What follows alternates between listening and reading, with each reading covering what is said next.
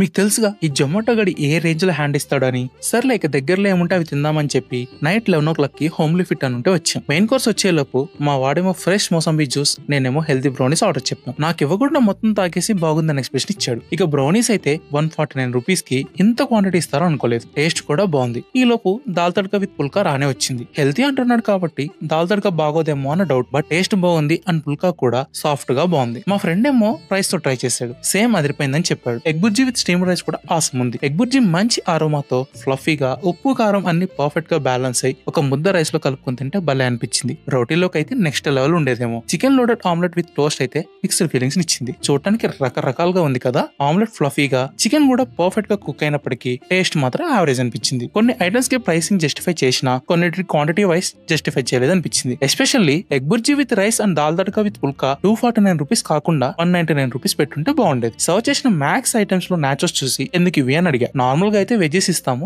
Almost night 12 అయింది కాబట్టి ఇలా ఇచ్చామన్నారు. సర్వీస్ చాలా క్విక్ గా ఉంది. మాకు టోటల్ గా 1353 రూపీస్ అయింది. మరిన్ని హానెస్ట్ రివ్యూస్ కోసం సబ్స్క్రైబ్ అవ్వండి. నేను మీ బకాసురా.